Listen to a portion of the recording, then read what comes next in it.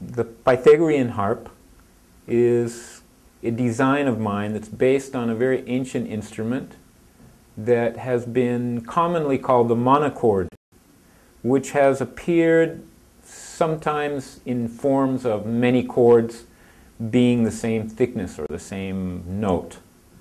So basically, my concept, I have 3 different harps I've designed, and I've been playing them over the years in my own way, exploring from what I have read from different texts and different stories of history of the numerology and the secrets of the magic of the sounds of music, how it affects us, and in what way we can find the correct overtones and tune them in a way that's intuitive and creative.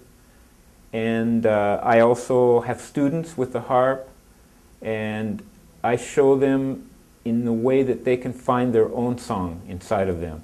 And I believe we all have many songs inside of us, and with the natural proportions of the Pythagorean intervals, we can find how to create our own music spontaneously, and it can be change our song every day, because every day is a new day and there's a new song in it.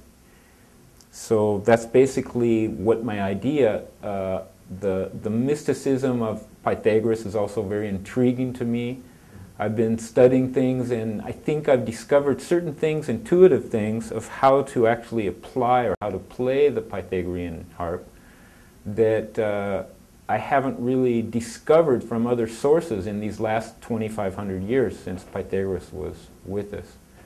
And the philosophy of Pythagoras is very interesting, and there's been a lot of cover-up with the media and the history that's very interesting, and that kind of aspect of the Pythagorean philosophy and how it relates to music is what is important with the Pythagorean harp, and how we can apply it in an intuitive, simple way, use it in a curative way, to relax, in a meditative way.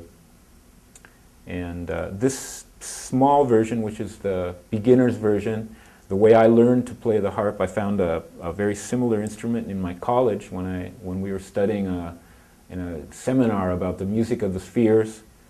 And you never really played the harp. They had a different way of measuring notes, and they used it for very historic purposes. But I just started playing it and playing around with the Pythagorean intervals and come up with many different ways of tuning it and playing it.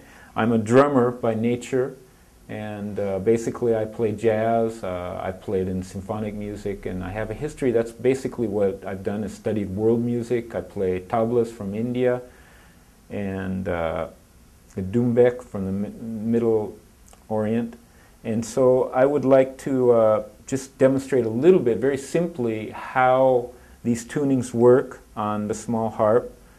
We have a harmonic point here that is actually the same note, because I divide it into 3 parts. This one vibrates twice as slow as this one, and it creates the phenomena of the same note, but an octave difference. Here we have another phenomena, Pythagorean phenomena, that is 3, and then when in 2, the relationship of 3 to 2 creates the interval of what we call Do to Sol, or C to G. In this case it's D to A, and I'm not sure how I tuned it, but basically the interval of a fifth is what I've got here. And here, let's explore. This is another octave, but it's another octave higher. It's actually 4 to 1. And the basic principles, this is basically the whole trick to Pythagorean music, is those 3 numbers, 1, 2, and 3. And how you get all the other tunings come from a basic concept of playing a small harp like this. I also have a harp of 7 strings, which I'll show you in a minute, and a 13-string model, which I'll perform for you. Here's a little example.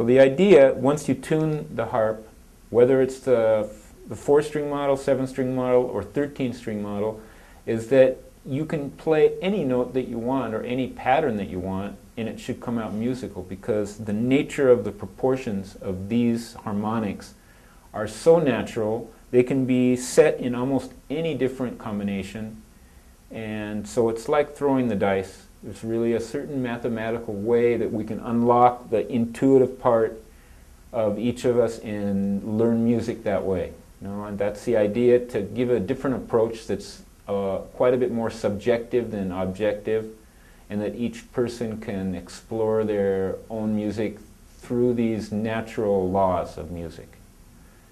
The natural laws of music were called canons, and it's interesting because the Pythagoreans, with this instrument, they called it the canon, which are also the laws of nature.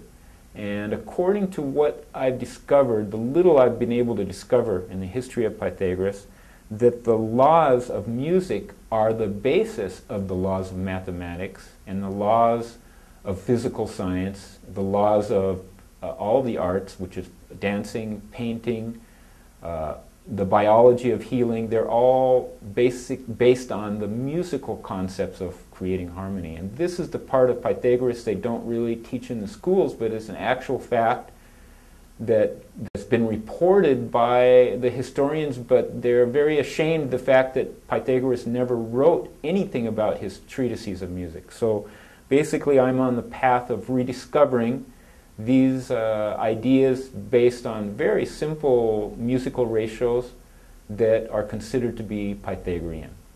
So basically that's the presentation of my 4-string instrument, and a little bit about the philosophy of Pythagorean music. Thanks.